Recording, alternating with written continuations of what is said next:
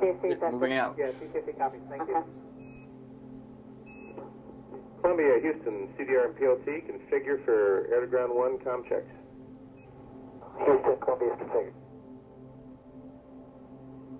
Columbia, Houston, for CDR and PLT only, com check on air-to-ground 1. CDR, loud and clear. PLT, loud and clear. And Houston, read you loud and clear. Configure for air-to-ground 2 only. That's complete, Houston. Columbia, Houston, for the entire crew, how do you read on Simo, air-to-ground 1, 2, and UHF? CDR, read you loud and clear. PLT, MS1. MS2. MS3. PS1. PS2. Houston, Columbia is ready to copy any time. Okay, Tom, all I have for you are the max rates. Roll is 1 degree at 45 seconds. Pitch is 1 degree at 80 seconds. And yaw, less than 1 degree per second. And your trajectory lofting is NA, it's nominal. Okay, Blaine, we copy all that. And that's all I have for you for your update. Columbia, Houston. Thanks. Figure for... Houston, Columbia is ready to copy any time. Okay, Tom, all I have for you are the max rates. Roll is 1 degree at 45 seconds. Pitch is 1 degree at 80 seconds. And yaw, less than 1 degree per second. And your trajectory lofting is NA, it's nominal. Okay, Blaine, we copy all that. And that's all I have for you for your update. Thanks.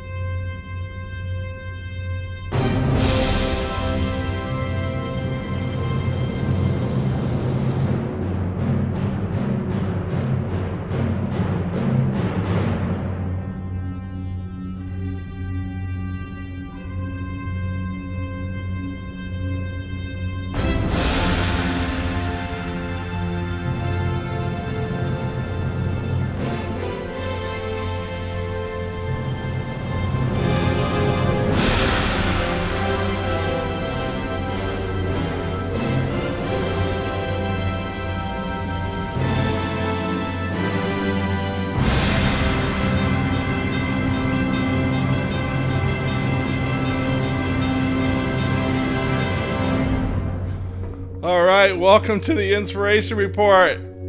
It's Friday, and I want to begin every Friday like that, Sean. I mean, come on. That's going to be my wake-up music, I think, from now on. Super right? epic. Goodness gracious. How are you boys doing this morning? Jose, welcome, buddy. Jose is back. Look at him. Well, he's not back. He's still in Chile, but he's back with us. So thank you very much, Jose, for being here.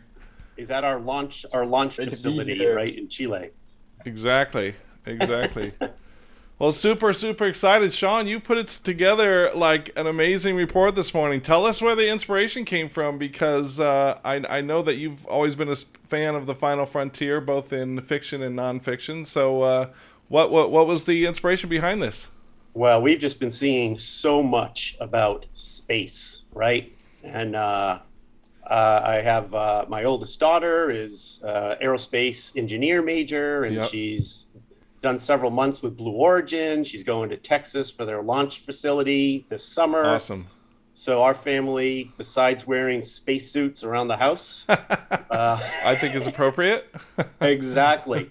But there's so much going on, right? I mean, it is taking over Yeah. global culture. I think it's a really cool thing for us to talk about. You know, after I was lucky enough to see the launch of STS-132 and STS-134, which was the last launch, and after Yes. seeing that, I thought the whole space program would basically be non-existent, right? And leave it to private enterprise to kind of rekindle it. And it's pretty darn exciting. I mean, there's more launches in Florida than in the last couple of years than we had all the 30 years I lived here, right? And it's pretty fascinating, except for I need to get a good calendaring app to put those launches on my calendar, because I'll constantly walk outside and look up and go, oh, I missed another one. There's another one. Yeah. Off to Publix. Yeah, exactly. Right? Well, anyway, we have a good report in store for you guys. Hopefully, it will inspire you. Again, these are space-inspired things that Sean has done a great job pulling, but the principles and concepts can be probably applied to anything. That's why we do this report. Really, it's a way for you to get fresh input and to kind of make these connections and the things that you see here and apply it to your day-to-day and your business. And we are looking forward to showing you all we have. Yes. And I'm going to go ahead and slide this bad boy over so you can see Sean's wonderful artwork. Again, that's awesome. We are the Wayne's World of Twitch, of the internet. We are doing this from our virtual basement, and so we are not professionals at doing this. And we just like it. We like inspiring you. We like having fun. So thank you for bearing with us. We have a couple rules. You guys know the rules. Stay positive and open-minded. Share the air with everybody. Be respectful in the chat. Let's build and yes and. If you have some experience with the things that we're showing you, please add to it and build it. If you have an application or something that you think could be good for one of the things we show, make sure you yes and that. Also, pay it forward. Be sure to make sure that you send it to someone who you think it will inspire. And let's have a little bit of fun. But Sean... Let's have fun. Let's have fun. Hopefully the plug won't come unplugged. Exactly. I double-checked all the cables in the basement. They seem to be good. We're ready. Nice. We're ready for launch, Houston. All right. Well, let's get us in here. And Jose, we're going to come to you every now and then. So just stop us if we have stuff in the chat here, and we will stop and talk about it. And let's.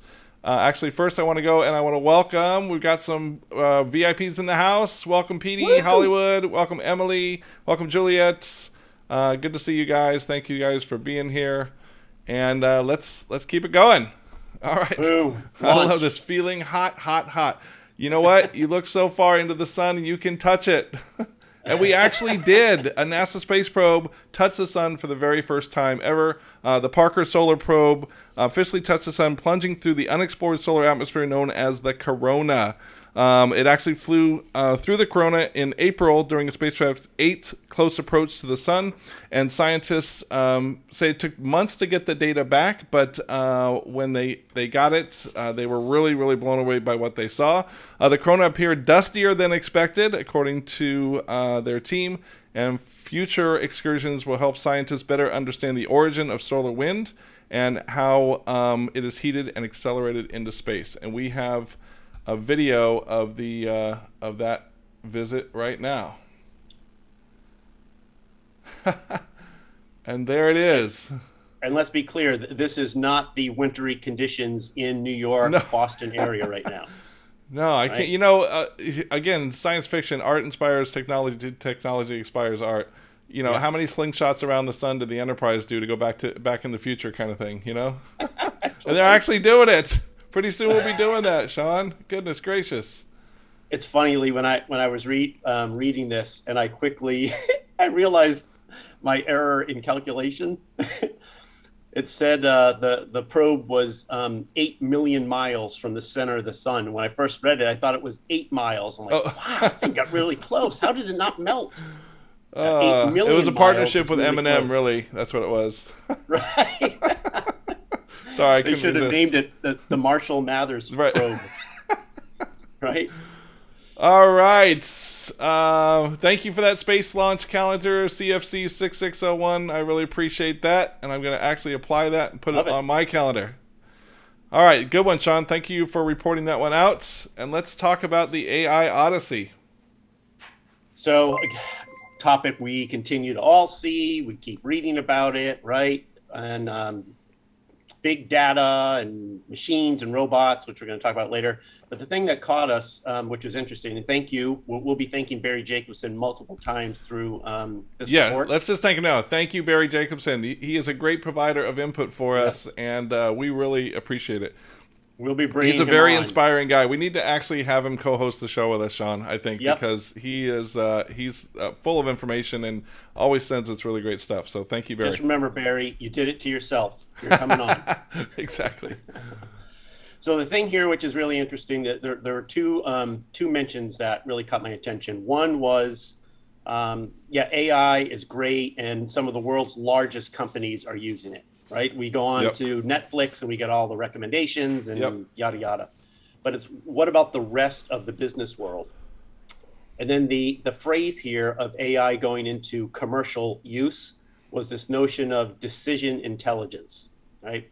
Let's be honest. When I'm out with friends, once I switch from beer to a glass of whiskey, I wish I would have a little decision intelligence telling me, don't make that Don't do switch. that. Never Don't mix. do it. Right? But it's this notion of data continuing to be collected and made accessible.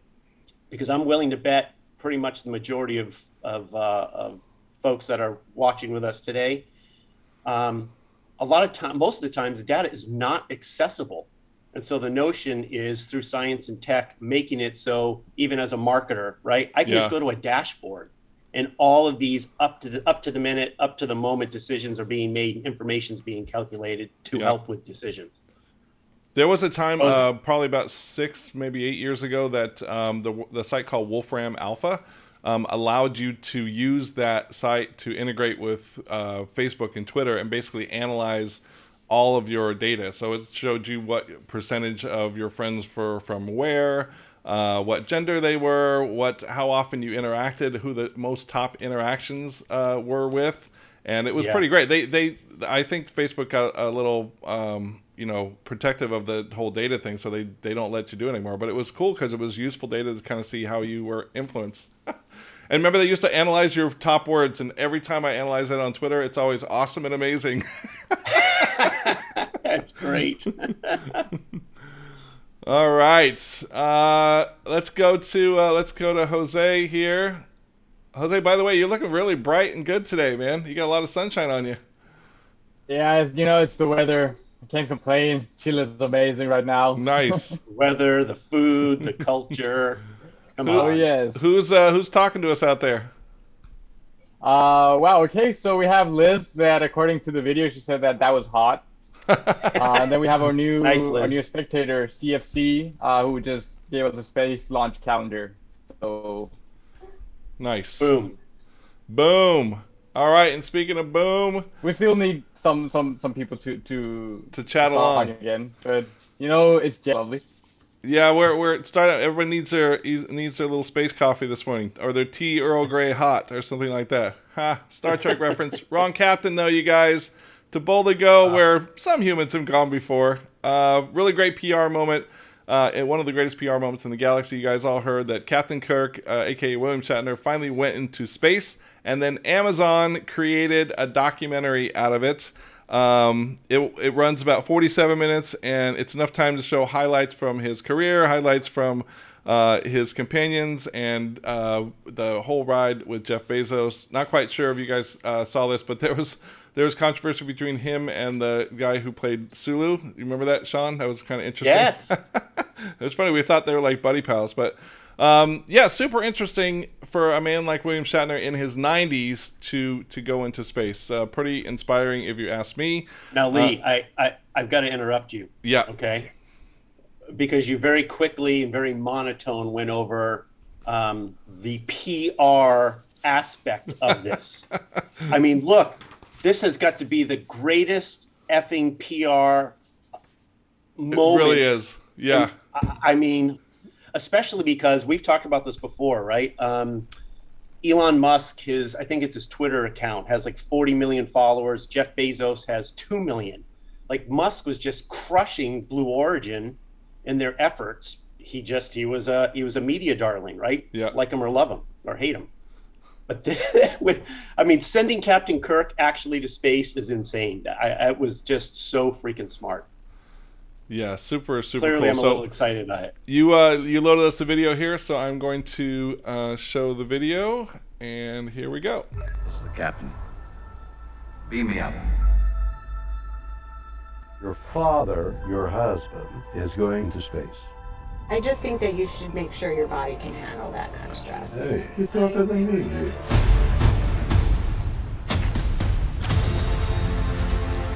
Oh, wow.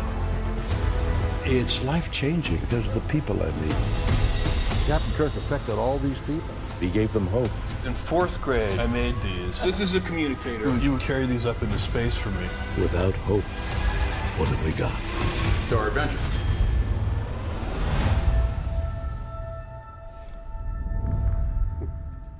All right, super cool. I will definitely watch that.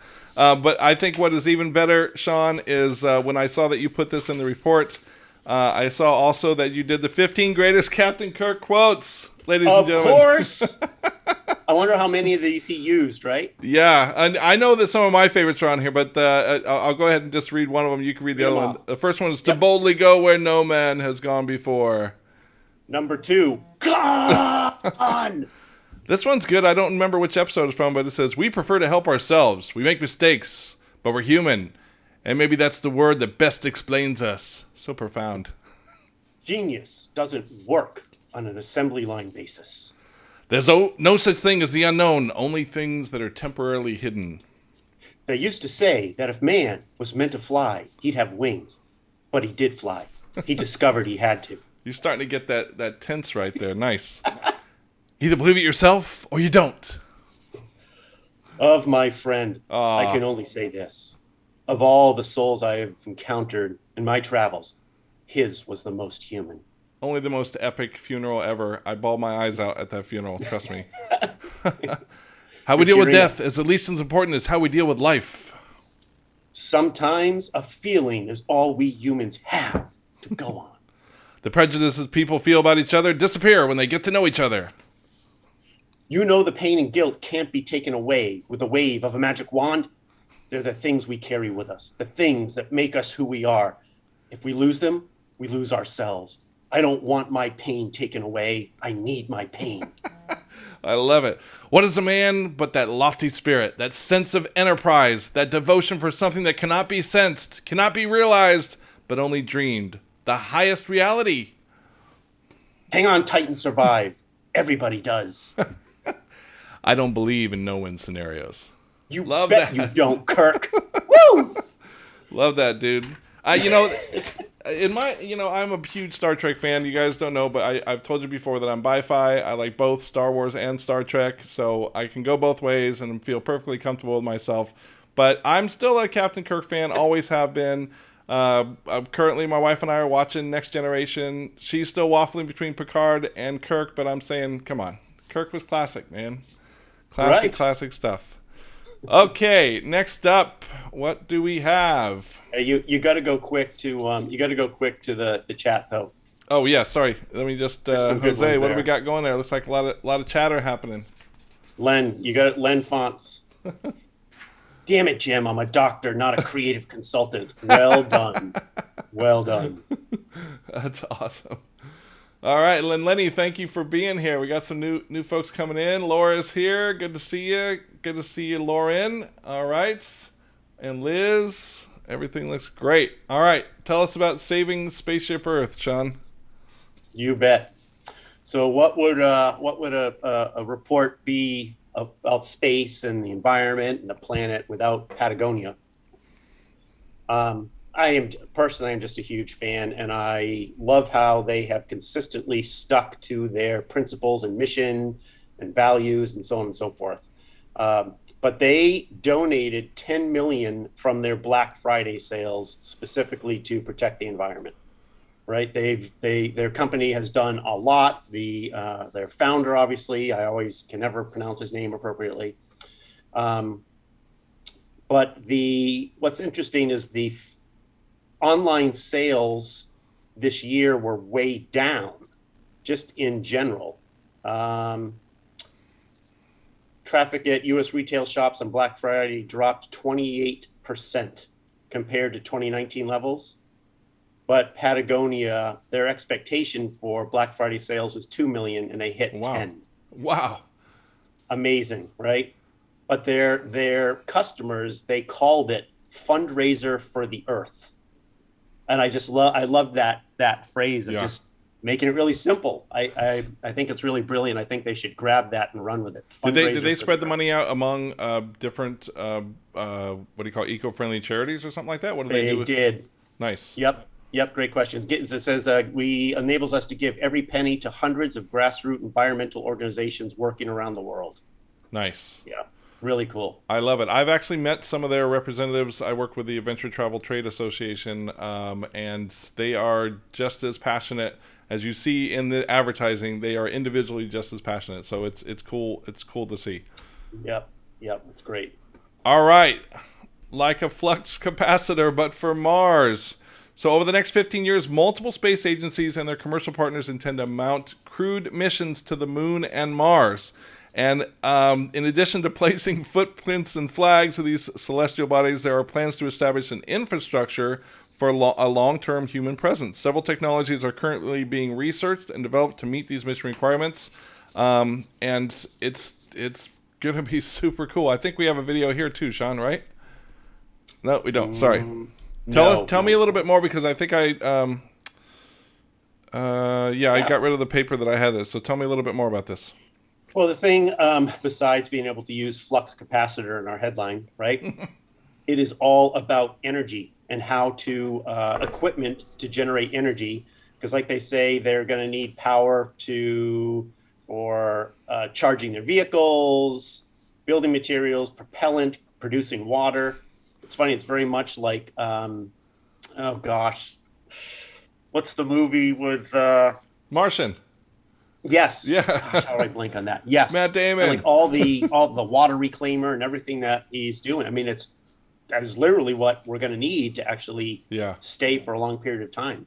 But it's the technology, like all of this, right? We know all of the space age stuff that we've heard about and growing up as kids and in movies. It is literally becoming a reality now, and it's just fascinating. But then it's also going to translate, because like NASA is saying, this there's so many references close to flux capacitor, the kilo power, right?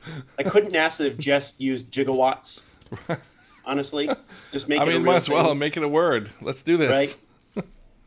But 10 kilowatts of power continuously for at least 10 years. Yeah, it's going to be all now energy necessary for all the resorts that are going to go on there, which we're going to talk about, right? That is right. And okay, so Sean, in your lifetime, are you going if you have the opportunity?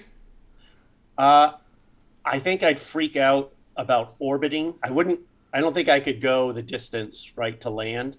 I definitely would want to take the short ride up. Yeah. Right. The Virgin Galactic ride, or the Jeff Bezos go up, look ride? out the window for a couple minutes and come back. Nice. Yeah. I told my daughter if they ever have like a single rider line when she's out there in Texas, like looking for an intern, raise your hand. Yeah. Right. All right. How many of you out in our audience would, if you had the opportunity, would go up to the zero gravity into space like Virgin Galactic did, or like Jeff Bezos did? How many would do that? Let's see what we got, Jose. What other comments we have in the chat there, Jose?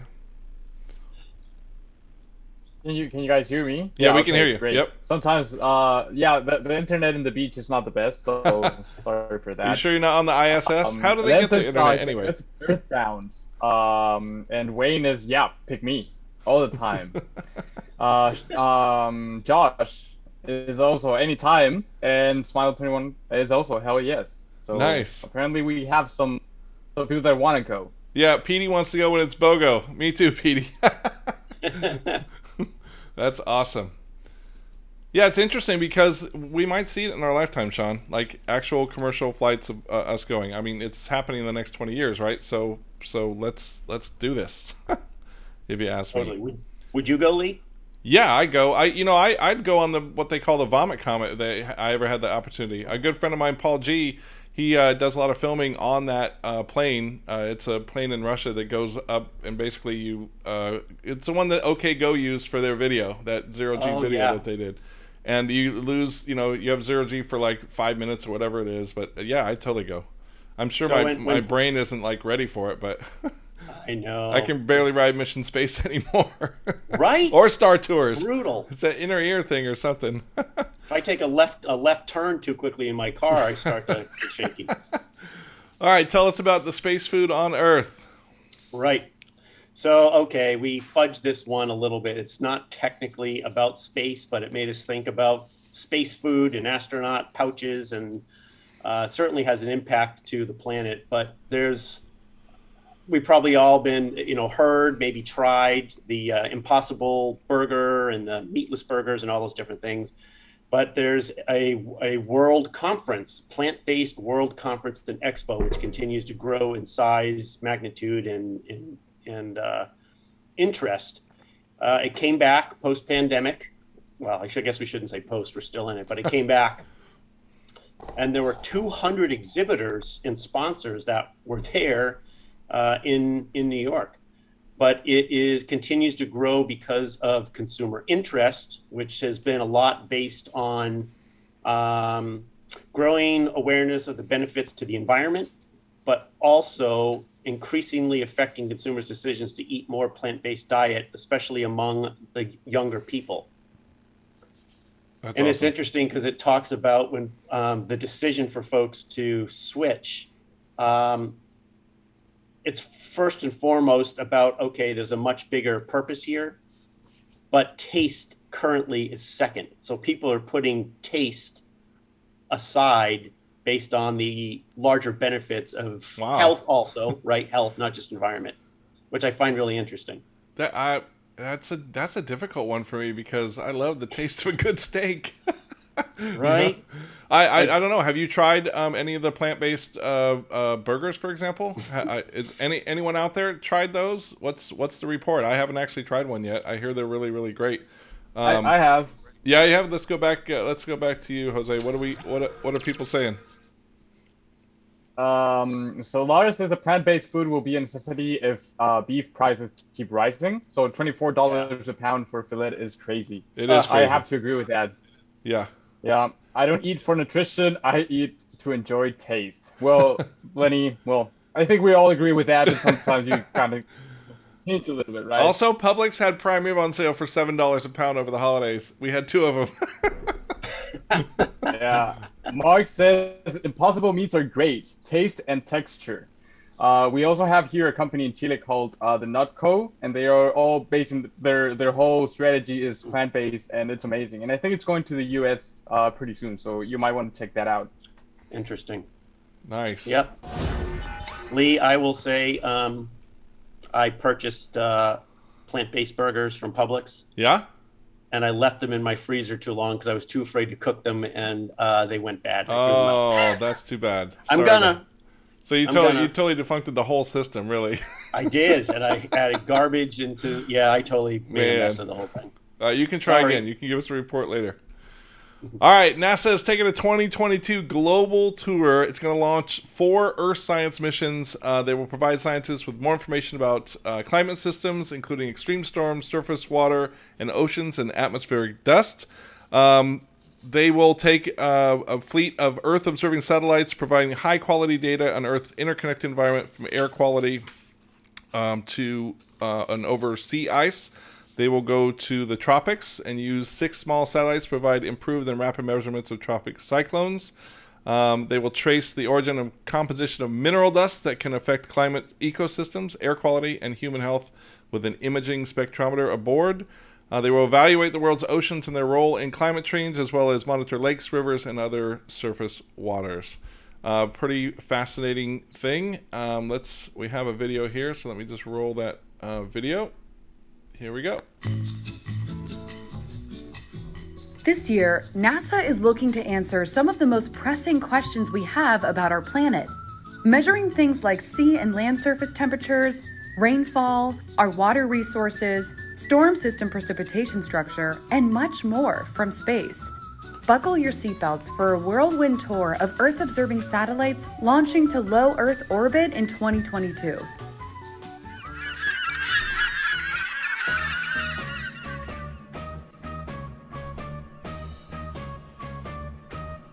Daydreaming of a trip to the lake? SWOT focuses on the planet's most precious resource, water. The Surface Water and Ocean Topography mission will help researchers compile the first global survey of Earth's surface freshwater and study our changing ocean and coasts. It will use a new radar instrument to measure the elevation of water in major lakes, rivers, and wetlands, as well as the ocean. SWOT's water height data helps track regional sea level changes, observe small-scale ocean currents and eddies, monitor coastal processes, and assess water resources on land. With a warming climate, an inventory of Earth's freshwater storage and an understanding of sea level rise's effects on coastal communities is essential in order to help decision makers manage their water resources and plan for hazardous events. I just hope that data is made available, because I'd really be curious if you look around, the water and the lakes are kind of disappearing in California. We're kind of sinking here in Florida, so I want more updated data to see what's going on. Totally. Yep. And that actually will be a cool transition into our next story. But I wish, Lee, I so wish the folks at NASA would. I wish they would change their marketing angle, right?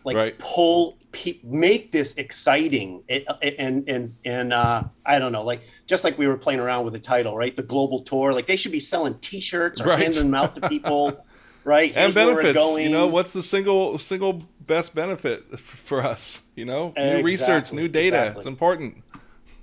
And I'm putting a story or a link into the chat, because another topic which is really, really fascinating in general is space junk and space garbage. Yep. Which whoever solves that is going to be the first trillionaire on the planet. I thought Sandra Bullock solved that in that movie. Oh, no. Oh, you're right, she did. Damn it. Yeah, but don't ruin my what do you call it? Starlink satellites, for crying out loud. That's gonna get me through at the farm when I move to the farm in Canada. So, gonna need Starlink. All right, tell us about Smiling for a Satellite photo. Yes. So, and actually, that's a reference to a Stephen Wright joke. I was trying to find a video of it. Nice. So I'll just do this. So first, he says, I was driving down the street, and hopefully people know who Stephen Wright is, right? Totally straightforward, dry comedian. I was driving down the street and I pulled up to a red light. I rolled down my window and stuck my head out and smiled at the sky for a satellite picture. I get it. I got it. So I actually will have a link to a podcast on how I built this, about this company called Planet Labs. And it was amazing to listen to, because you had a couple literally rocket scientists. And they were both, I think, working for NASA, or one was maybe in a European Space Agency. And long story short, they realized in 2010, there was no consistent service for photography from space. I think they said they would get one picture from space a month. So fast forward through their amazing story. I really recommend the podcast, even just beyond space as a topic, just their business story is really, really cool. Yeah. But they've created almost this monopoly where they have anywhere from 200 to 400 small satellites, and they call them doves. And there's an interesting story behind that too. And they last maybe about a year. They hit the atmosphere and they burn up because they're in low orbit. But they literally are collecting, and the number is not in the article, but they are collecting hundreds to thousands of pictures. Oh, wait. Shoe-sized box satellites routinely image over 300 million square kilometers of Earth's landmass every 24 hours. Wow. What are they going to use it for? Great question, Lee. So it is available by membership. They work with governments, they work with companies, they work with nonprofit organizations, everything from getting, Google is a huge customer there to make Yeah, the I would maps imagine. accurate. It is an unbelievable story. It's like, gosh, if only I had $300 million to do a minimum viable product test and get one up there. That would be kind of cool, But taking a selfie from space and going like that and zooming in absolutely. on it. Yeah, super But cool. I love the notion here. I mean, this is so direct of stuff in space we can't see. Most of us probably can't understand it. I know I can't. But you can sign up for a service to use it, right? And Nice. Wayne just made a reference to about spying, right? Actually, that's the Dove reference. They, of course, we could all question this. They have a significant review for the requests to use their service. And they call them doves because of a reference to peace. So they do not want this imagery and stuff to be used for aggressive, even though they are involved in defense, but they don't want it to be used inappropriately for aggressive behavior. Yeah. So I just thought that was neat about calling them doves. All Clearly, right. I really like this. Go ahead, Jose. What you got? You with us still? Yeah, no, I was just testing my mic actually. Mark says that it was just a surprise that Google is involved in that. Google Images is everywhere, right? Yeah, totally. All right, excellent. Okay, this next one, Sean, not directly space related, but freaking so cool. And creepy. Like, we've shown some cool and creepy stuff on our presentation before, but this is amazing. This is a company called Engineering Arts, a robotics firm in the UK. Recently, they released a video showing a humanoid robot that looks exceptionally lifelike. Really, a lot like the iRobot movie, if you remember watching that or reading the Isaac Asimov book. The company named the robot Amika, but Amika's hyper-realistic expressions and motions look eerily like Sunny, the fictional android in that movie.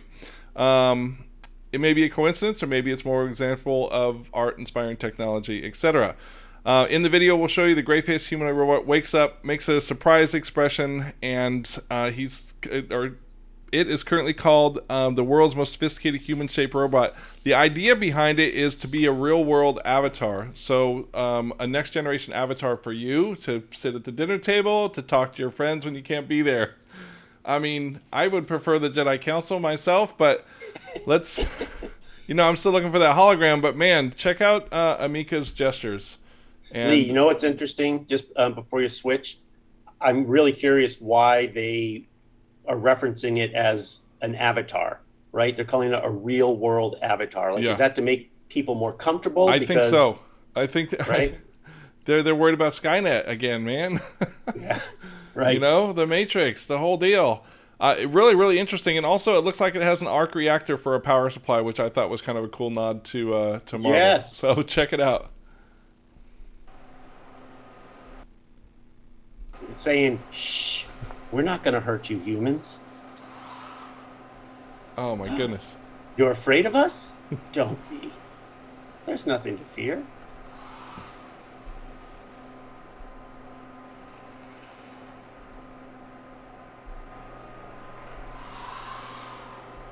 Wow. It's really uncanny.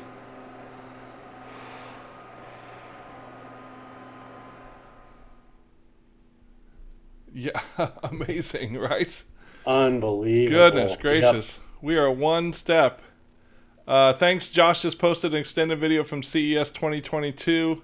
Super crazy. Thanks for posting that, Josh.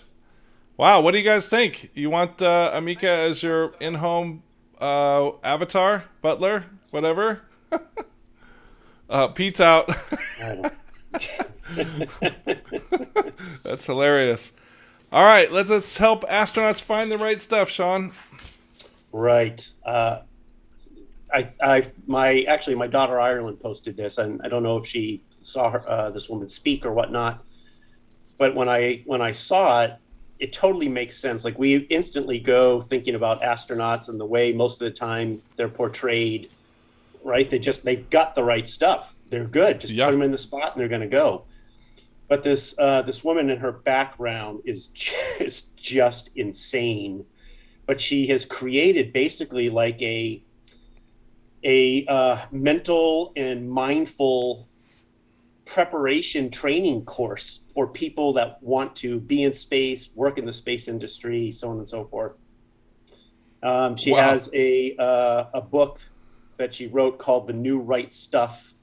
The New Right Stuff is the author's guide to beginning the journey to fulfilling our human potential and our destiny by readying one's self for space. What is possible, the unimaginable, and it all starts with you. And then she's built this program called Space Kind, which people can sign up for.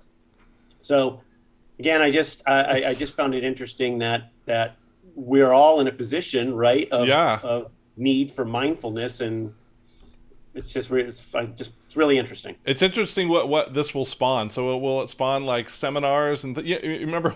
I just reminded me really quick of when legalization of marijuana was coming in. There was all kinds of seminars about be a great pot dealer, blah blah blah. And maybe this will inspire other people to actually have space seminars and actually have laymen like us be able to go and learn some stuff for the time that we do get to go up on Virgin Galactic. Yep. That would be super absolutely. cool to be pre-prepped for that, so you can go at a drop of a hat kind of thing. Super cool. So what, Sean, what did you say she had written a book about it? And was she an astronaut previously? Quickly, I'm gonna read her bio, right? So she was a founder astronaut at Virgin Galactic. She's a mother of two, married to the former CEO of Virgin Galactic.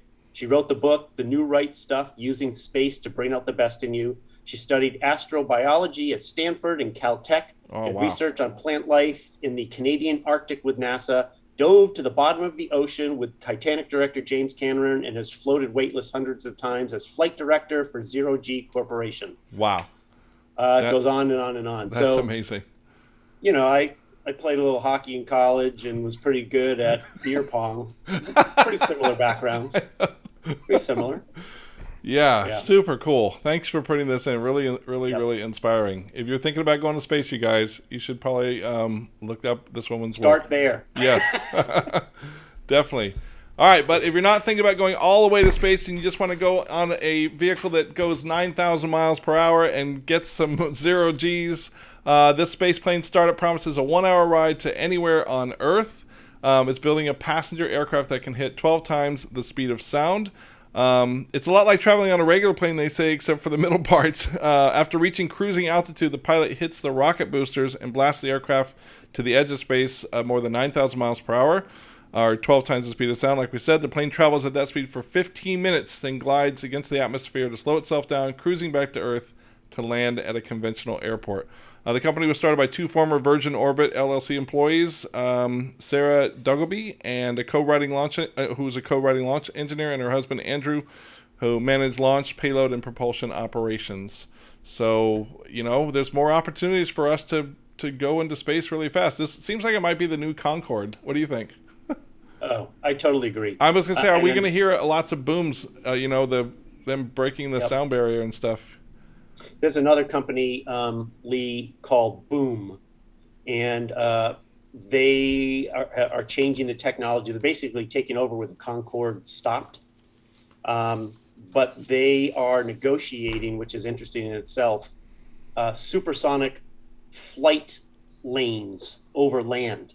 So because of the sound. Yeah. So I think it was like Montana approved the stretch where there's no humans, and the plane can speed back up to supersonic, and then when it gets over California or whatever, it has to back off a little. But I mean, we will be flying. That's one of the interesting things to me about the aero industry is that planes, the insides and stuff have changed, and weight, right, materials. Yep. But the speed has not changed in decades. They still fly at the same speed. That's going to change now. Yeah. Super cool. All right, who's in for this? I know you didn't want to go to space or get an AI robot, but are you guys in for this? It doesn't actually mention the price point here, Sean. Any idea? I do not. The Boom company, they were talking about maybe $5,000 a seat. I was going to say it's probably less than the Star Wars Galactic Cruiser.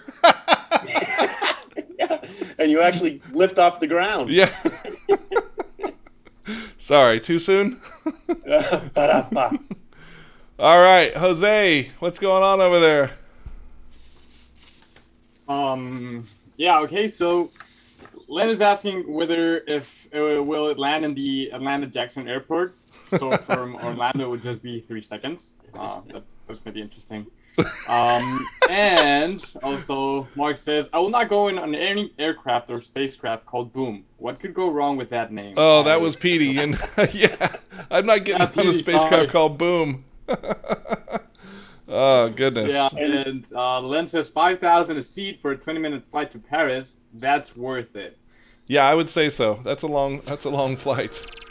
Yeah. All right, good stuff. Again, Sean, thanks for finding this great stuff. Yeah. Really, really great. Lee, and Jose, I gotta make a nod to Wayne's comment.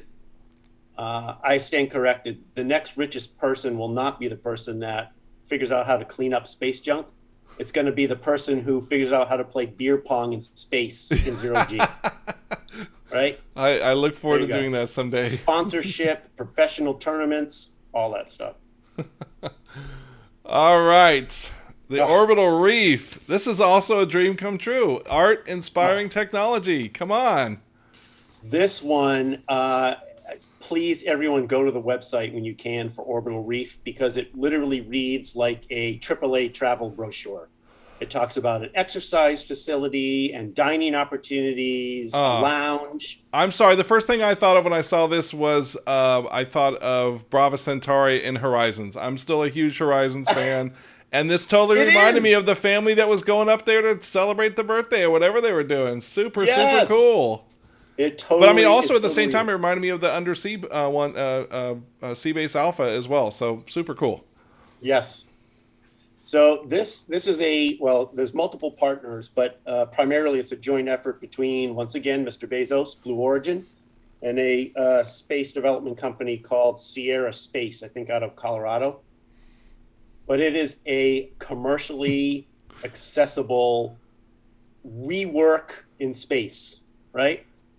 We know WeWork's pretty much out of business, so maybe they'll move to space. But the goal is that this station will start operating in the second half of this decade. And people will be going up there for everything for business opportunities to travel, and entertainment, media companies. Wow. I know. The real question is, though, can I use my Hilton points or no? Exactly. That is still being negotiated.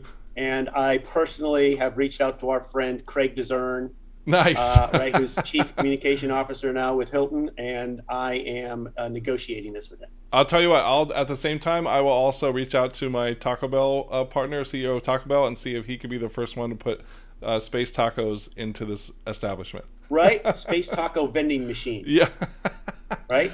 Oh, this is so great. I think this is awesome. Until they turn it into a timeshare, then I might not be interested, but I'm sure is interested to see what it has. Right. And this is great. I'm a huge fan of 2001. Also a great reference.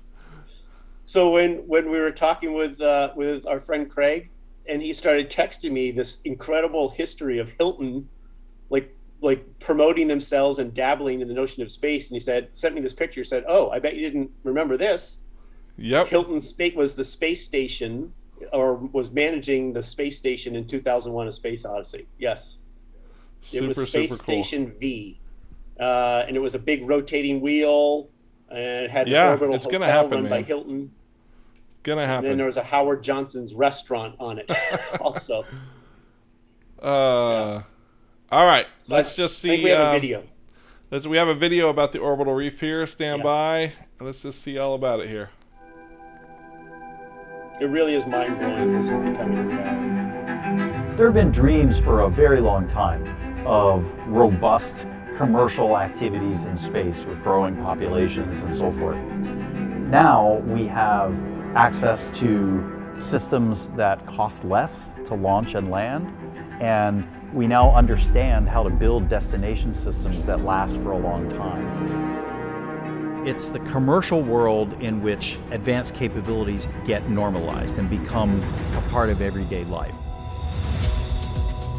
Orbital Reef is a full-fledged commercial space station. Think of it as a village. Think of it as many different organizations and people in their own parts of Orbital Reef doing their own activities. Where all types of companies can come together and do research and/or production, and also provide opportunities for tourists to come and just experience what space is like. It's an ecosystem that will allow ideas to grow, to germinate, whole new fields and areas of economic arena, new science that we can't even imagine now. Orbital Reef starts with two strategic partners, Blue Origin and Sierra Space. These two together have the fundamental elements that give us both transportation of cargo and crew and the destination system essentials. In addition, we have a set of expert teammates, which includes Boeing, who will be developing our research module. We'll be providing crew and cargo transportation with the Starliner, and when the Orbital Reef is operational, we'll provide all of the operations and maintenance necessary to sustain the Orbital Reef. Genesis, who are developing the single-person spacecraft for suitless extravehicular activity. ASU is going to bring together this international group of 14 universities to work with Orbital Reef on the ethics and guidelines of research, on how we can bring to bear all of our expertise. And Redwire, who provide in-space manufacturing. Leveraging the microgravity environment to push new science, new discoveries, and new commercial applications. We're working very hard to make sure that Orbital Reef is not just for the entities that have had access to space so far. It's intended to be humanity's footprint in Earth orbit, and that means all the nations and companies and peoples of the world. I wanted to stay pure like that because it sounds like such a novel concept, right? I know. And given, it's very original Epcot sounding kind of too. So, I'm a big fan of that. Well, that was a really great report, Sean. Yeah. You outdid yourself on that one. Really, really, really, really appreciate it. And what else do you have to add? Would you say it was out of this world? I would definitely say that it was out of this world. There you go. Really good. We'd like to thank you guys for going to the final frontier with us. We had a blast. Sean, really great job putting the report together. Thanks, Jose, amazing as usual. Thank you for joining us from Chile. It's not beer 30 for you, so you can't go have a beer yet. I suppose you could. You're on vacation, so we appreciate you being here and all that you do. And you guys out there, thank you guys so much. It looked like we had about 20 viewers this time. Really, really great. Thank you. Sean, any parting words of wisdom? Just please help us spread the word. The new year, we'd love to get more people joining us each month. And if you have a topic or a theme you want us to try to put a report together, please don't forget you can send us anything, brainstorminabox@gmail.com. Articles too. Please send articles that you come across. And then we'll also, Jose, if you wouldn't mind posting our link tree in there so everybody has the links to everything in there. And again, thank you all for being here, and we will see you on the ground, I suppose, or maybe up in Space Station Bravo Centauri. The Orbital Reef, that's right. Exactly. All right, happy Friday, everyone. Have a great day. Happy New Year, everybody.